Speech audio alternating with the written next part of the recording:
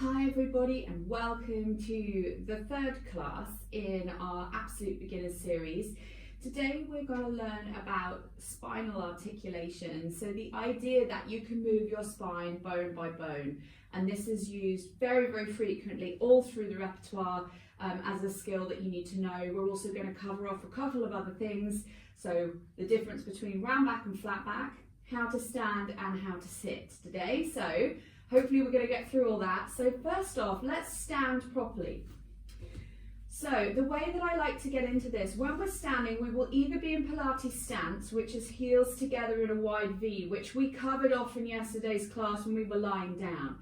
But you can just check in with that right now. A really good active standing position, grounding through all 10 toes, squeezing the heels together and zipping up through the inner thighs, drawing the glutes back and together, and then lifting up out of the pelvis, tucking the ribs in so that they feel connected and being broad across the collarbones. This classically is how we would start a class. Now, for some of us, you might feel that this is quite active and difficult to hold. So another way that we could do it is to be in parallel hip distance. So this is how I would like to get in. Again, back to the idea that people think that they're wider than they are. Just take your hands to your hips with your legs together. Now, without forcing it, just allow the heels to naturally pivot out to the side and then line your toes up with them. Spread all 10 toes apart and then maybe rock the weight forward and back a few times. So the idea that we want to get into here is that the toes are spread and the weight is even across the back, the base of the foot. So we've got grounding through the base of the big toe, the base of the little toe, and the center of the heel, and the weight is straight down through the middle of the foot. Feeling now that you're pressing the floor away, start to find some activity into the legs, drawing up the quadriceps up into the hip joint without locking the knees, and then start to find some length between ribs and pelvis. So again, being specific about that rib cage placement, let's find an inhale and feel as though you're picking every single bone of your spine off the one next to it. Now commonly, I'm going to turn side on, but you don't need to, just so you can see. As we do that, a lot of us will come into extension. So you can see now my shoulder is probably behind my hip and you'll see my upper back is bowing backwards. No, we need to find our ribs. So once we've found the length, just allow the ribs to settle back down and in. So you want to feel as if the rib cage, the base of the rib cage is level rather than the front is higher than the back or the back is higher than the front, if that makes sense. Because if we are stooped, naturally you will have it the other way around. Just lots of lovely length. Now allow the collarbones to be broad and the shoulders are relaxing down. It's not super duper force like you're drawing them down in a way, because that has its own problems. Just naturally softening down the back, feel the shoulder blades slide down the back and maybe just slightly start to pinch together a little bit so we're broad across the chest. Now, with the ribs tucked in, you should feel that something's just picked up into the abdominals here. So just that, we've got a bit of a connection. Now we can start with the breathing. So as we normally do, and again, if you want to practice with the hands on the lower ribs, that would be great. So inhale through the nose. Breathe out into the back and sides of the ribs without changing anything, and then exhaling through the mouth, feel the front of the ribs close.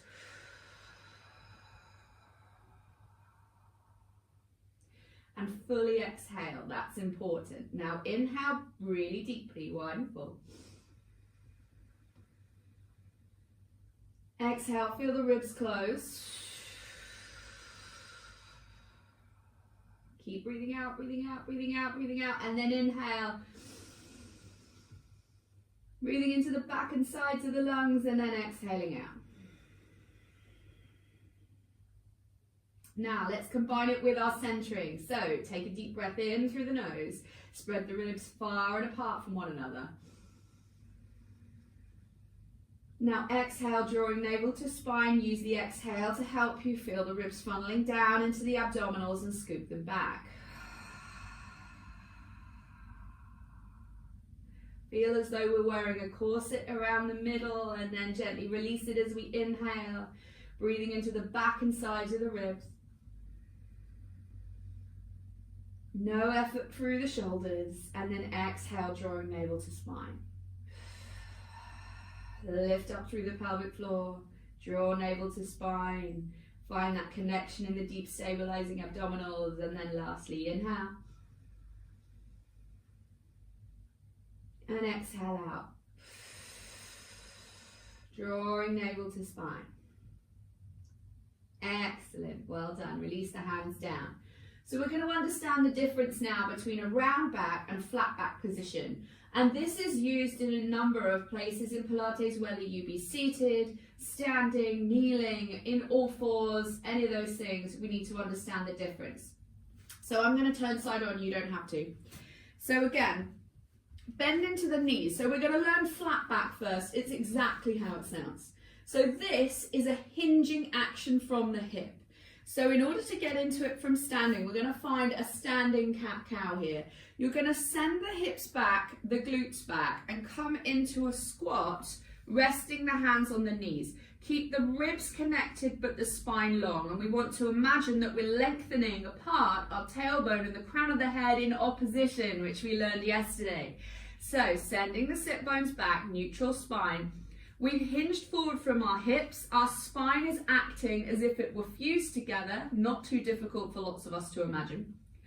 And that's a flat back position. So we should find we're drawing the navel back towards spine. Now we're going to round into it. So rest your hands softly on your knees. On your next exhale, tuck the pelvis underneath you and draw your navel to spine, chin to chest, as if someone's punched you in the stomach. So the goal is as round as possible, and we're moving the spine from both ends.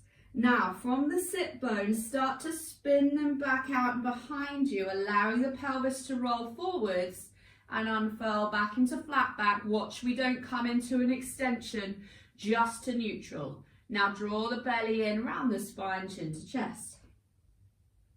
Staying scooped in the abdominals, chin is on the chest, pelvis is tucking strongly underneath you, and then lengthen the spine away on your inhale. Shoulders down the back. Exhale, draw the belly in. Chin comes onto the chest, staying scooped. And really find that connection into the abdominals, and then lengthen the spine away. So notice it's the pelvis and the abdominal muscles that are making this movement happen. So the connection into the deep stabilizing muscles. This is our last one. And then lengthen forwards and away. And when we're ready, simply stand up. Now I'm going to stay side on here so that you can see what's happening. Now we're going to use an exercise called the roll down. This is in lots and lots and lots of Pilates classes. In fact, nearly all of them for me, and another one we're going to learn today, which is also nearly every Pilates class, just because we all love it. So we're going to learn an exercise called the roll down. The idea of this is exactly the point of today's class, increasing spinal mobility, and we're learning to move vertebra by vertebra. We have 33 different bones in your spine, and we would like to be able to move them independently of the other. Now this probably won't happen for you right away, but you have to do your own best, and the quality of movement is what's going to change that for you. So we start tall, and we take an inhale, and as we exhale, allow the chin to drop to chest, and start to tuck the pelvis underneath you a little bit, drawing the belly in, and just slowly allow yourself to roll forwards and down, staying lifted in the abdominals. Now I like to imagine this, that I'm rolling over a 5-bar gate, and the gate is into my belly, and I'm staying lifted here, opening through the back of the rib cage, staying scooped, knees reasonably straight, and then coming forwards and down, staying lifted, staying tucked through the pelvis, keeping that rounded shape as best you can, so there's a real activity through the abdominals. Now drawing the belly in, slowly restack the spine. So this is not Uttanasana in yoga, forward fold. It is not that. The goal is to stay rounded through the spine and lifted through the abdominals as we move bone by bone. It is not fold yourself in half and get your hands to the floor. That is irrelevant to the exercise, really. How far you come, I'm interested in the movement, not the end position. So we're going to do that one more time like this. Now the thing we need to watch for is that we don't shove the bottom back. You want to keep the weight over the middle of the foot. So again, we inhale, we lengthen the spine, try to keep those ribs tucked in, adjusted as you need, and then chin to chest. And start to roll forwards and down through every single bone. So we've started at the top. Now start to tuck the pelvis underneath you, scoop the belly in nice and tight, and release forwards and down. Trying to keep the weight over the foot, knees reasonably straight. You can have a bit of give in them, and then roll forwards and down, stay lifted and scooped, and then draw the belly in. Now, coming all the way back up, scooping in the belly, and restacking the spine, head comes on top. Now I mentioned before we did that second repetition there that the worst thing that people do is sort of shove their bum back, and unless you've got a mirror, it's very difficult to achieve that. So what we're going to try now is to come away from a wall. So if you have a wall, great. If you don't, then please try to get a mirror so you can just watch what's happening with your spine. So what we're going to do is put the feet together in Pilates stance, and we will allow for the fact that there is a space between you and your legs here, but the wall is going to really help us have some tactile feedback as to where our spine is without allowing the pelvis to go too far back. You do need to have some distance between your heels and you and the wall, otherwise you really will fall over. So lengthen the spine, feel the ribs pressing back against the wall, get the idea of that feedback. Now, start to tuck the pelvis, chin comes to chest and roll forwards and down. So feel like you're peeling one bone at a time away from the wall, and you're trying to imprint every bone against the wall. Now start to round forwards and down, stay lifted in the abdominals, and really just round the shape of the spine, so staying in that rounded shape. Squeeze the inner thighs. Now when you get to the bottom, take an inhale, exhale. And as you exhale, scoop up into the abdominals. Tuck the pelvis underneath you and see if you can place every bone of your back against the wall, one at a time from the pelvis. Back up the spine. And chin stacks up, and we come back up with the head on top. And just notice the difference in the quality of movement there. So you may find that actually this is a better variation for you. We're going to do one more here because it's lovely. So just take one more inhale. Push the ribs against the wall, chin to chest, round the pelvis out, open through the front of the hips, and slowly round forwards and down, staying lifted through the abdominals, really trying to peel off one bone at a time from the wall, coming all the way forwards and down. And then scoop the belly in, tuck the pelvis, and see if you can place one bone at a time back against the wall. Tuck, tuck, tuck, tuck, tuck. Open the front of the hips. Head comes back up last. Well done. So now, let's come down to the floor. So we often use a roll down in this fashion. So we're going to use it now in real context. Come to the end of your mat. And we'll come into the parallel variation. We've done both. So we did a Pilates stance. We did parallel foot position. Let's be parallel. Take an inhale. Now exhale, draw the belly and tuck the pelvis underneath you and articulate the spine forwards and down without locking the knees and staying lifted in the abdominals. So this is how we would use it classically. We come down. Now soften the knees. We're going to walk out into press-up position. You don't have to do this if you don't want to. Just come down to sit. And we walk the hands out 1, 2, 3, and 4. Good. And release yourself down to the floor. Nice. And then let's come back to lie on the back. So we're going to lie down on our backs now, and we are going to do our next spinal articulation exercise, which is shoulder bridge, or a variation of shoulder bridge. This is probably the most stolen exercise in Pilates, and we are going to learn this. This is again used in nearly every class, I would say. So we're going to lie ourselves down on our backs, heels in line with sit bones. Head comes down, allowing both sides of the neck to be equally long. Now, we've talked about using blocks. When you're doing this exercise, it is important that you do not have anything behind your head. So remove anything that you may have behind your head. So we'll settle ourselves into neutral spine. So we've got our ankles, knees and hips in one long line. And really feel the base of the foot here because it is going to help you. Your toes are lined up with each other along the horizontal axis. but we want to really ground through big toe, little toe, center of the heel. And that becomes important because as we're going to come up here, you may find that your body wants to rock out or rock in on the foot, and we don't want it to. The hands are resting down by the sides, the spine is long. So now we're going to peel the spine off of the floor, moving bone by bone by bone. Only this time we're starting from the bottom of the spine and working our way up. So take a nice deep inhale here. And as we exhale, we learned pelvic tilts, I think, on our very first class. So we tuck the pelvis underneath us and make our neutral spine go away. So roll the back of the pelvis into the mat.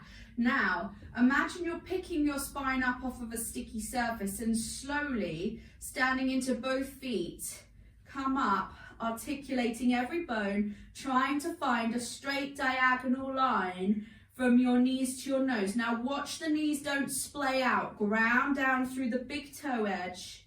Keep the ribs connected and the hips high. And then when we're ready, we're going to slowly roll down through every bone. Now, if you're really struggling to keep the knees in position, then I suggest you put something between them. That is a common trick, and you will see it used a lot if you end up coming onto the other program. So take an inhale here. Feel the length between ribs and pelvis. Now keep that length, but scoop the belly out, tucking the pelvis into the mat, imprinting every single one of your bones. Now start at the bottom and slowly peel it up. Keep the ribs tucked in, but long through the front, lifting the hips, and then release yourself all the way back down, imprinting every bone. So imagine you're putting your spine down as if it were a string of pearls, one pearl at a time, all the way down, and then roll back into neutral. And one last time here. Take an inhale. And exhale, drawing the belly in, tilt the pelvis and roll up, slowly, slowly picking up every bone, rounding the spine, lifting it up high, keeping the ribs tucked in, get those hips open and up, and then release yourself all the way back down through the spine and release the pelvis. Good. Now from here, roll over onto one side and push yourself onto your hip to come up. And let's turn and face front just for a second. So let's quickly talk about that. So the idea that we're mobilizing through the spine is a really challenging exercise. There are probably, I can't even count how many variations. I could probably almost teach that exercise every day of the week for the entire year and not have to repeat myself. So you'll see me use, if you end up using the monthly program where there's a ton of classes, that there's millions of variations of that. But that's the basic premise, is the idea of staying in good alignment and being able to pick up every single bone. So the next thing we're going to learn today is how to sit. Now this is really, really challenging for a lot of people. So we have to find a way to do it that's going to suit us. Now, if you've got a tight low back and hips, it's unlikely you're going to be able to sit. Now I'm going to do this side on so that you can take a look at it, and we're going to learn an exercise called spine stretch forward, and I'm also going to show you how you could modify the seated position, what's important and how you can make it work for you. And I will say this, I couldn't do this for probably about 3 or 4 years because of a back injury that I'd had. And over time, if you just keep working to the best of your abilities, it will improve. So you've just got to keep trying, use the props if you need to, and then eventually take them away as the body starts to open up and allow you to come in. So I'm going to sit with my legs apart with a flexed foot. Now the first thing I want to check is that my knees aren't locking back into the mat. That would be a real common problem, is hyperextension through the knees. So there needs to be some softness in the joint just so it remains unlocked. Now, I'm going to sit myself up tall off of the sit bones and keep my ribs tucked in. So you want to again be into a neutral spine. This might happen, but more likely this is going to happen. So if you feel like even with the absolute best of your abilities, there's just no way you're going to lift up out of the pelvis, we need to give the pelvis a bit of height. Now you don't need anything special for this. You could use a block, a blanket, a ball, but we want it to be just under the sit bones. So I'm going to put a block under my hips to bring them up, and I'm shuffling to the end of it. Now the idea of this is that it's tilting my pelvis into a more upright position, and also you might find this is useful if maybe initially you were able to sit up but all you could feel was your hip flexors. This could be a useful variation, sitting on a block, and just see how that does. And if it's not enough, you probably need more height still. So I've had people in classes that have needed upwards of, like 3 blocks to sit on. If you are on a block, back to the knees, just really make sure it's even easier to lock your knees out then, so just make sure you don't do that. If that's just not for you, or you're really still feeling your hip flexors, I'm going to recommend being in a long diamond position. So the soles of the feet together, press them together so they're not rolling apart, and the knees are just soft and open. Now this is good if you feel a lot of hip flexors, and you should be able to sit up nice and tall through this. So those are the positions I'm going to give for spine stretch forward. I'm going to demonstrate the full version, but once we've sat ourselves into position, actually everything else is basically the same. In terms of the movement, you don't have to make any further modifications. So just quickly on long diamond position, I see a lot of times people have this idea that they want to shorten the distance between their heels and the groin. When you look down, you want to feel as though the diamond is the sort of diamond you would see on a pack of cards. Not that we've got heels right up to close to the groin. I'm exaggerating, because you can see what's happened here is I've just exacerbated the problem. I've rounded into my spine again. That's even harder to achieve. So, and it's just not going to help you. This is about spinal articulation. So pick a position either on something that's high up, so a block, make it sure the knees aren't locked, or long diamond position, or like this. It does not serve you to do something that's not working. So don't feel that having a prop is cheating. It's better to be, accuracy is king in Pilates and precision. So it's better to have a prop and take it away than try and soldier through for sure, because otherwise you're going to activate muscles we don't want to. So stay relaxed in the hips. Ground through both sit bones and take the arms out in front of you. Now take an inhale, feel the spine lengthen and lift, but keep the ribs tucked in. And as we exhale, press the ribs back and start to reach the hands forwards. And the hands are going to come up, so the biceps are level with the ears, and we're going to keep this huge space between us and our legs. We're not trying to lie on the legs, we're trying to round over them. Send the sit bones into the ground, push the ribs back. So imagine someone's got your hands and they're pulling you forwards and you're pushing your ribs back in opposition. Stretch, stretch, stretch. And then slowly restack the spine and allow the spine to come back up. So this is actually, as I'm demonstrating here, the full version of the exercise. So we've gone straight in with the full classical version. So just because you're a beginner doesn't mean you can't do more challenging exercises. It just means that you probably will have to work on your accuracy for a little bit. So the arms come out. We'll do 2 more like this. Inhale, lengthen the spine. Exhale, push the ribs back. Stretch through the spine, stay lifted. And lengthen up and over the legs. So I like to imagine I have a Swiss ball between me and my thighs. Lengthen. And then slowly restack.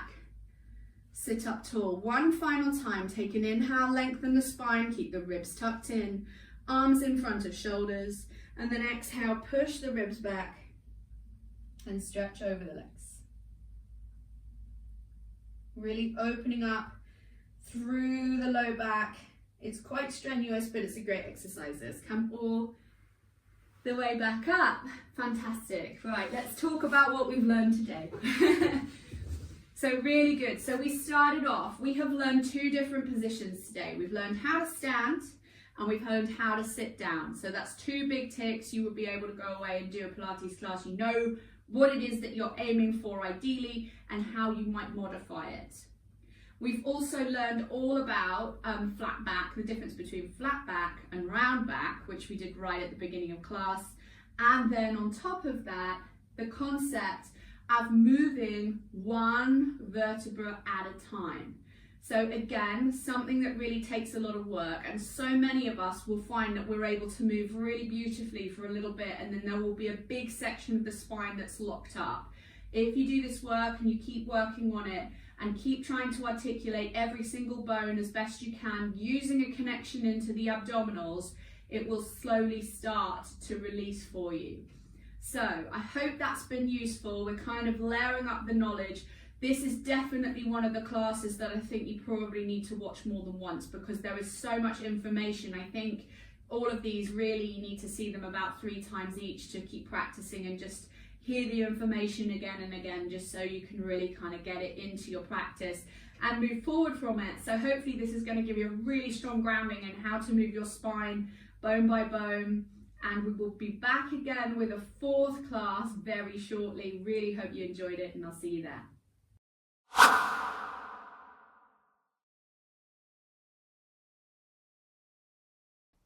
Hi guys, this is Christina from Target Pilates Online. If you've enjoyed this class today, why not check out our website for our entire back catalogue of videos and courses, weekly 60-minute class and bi-monthly live events, all totally ad-free. Come visit us today at targetpilates.online or click on the link below this video.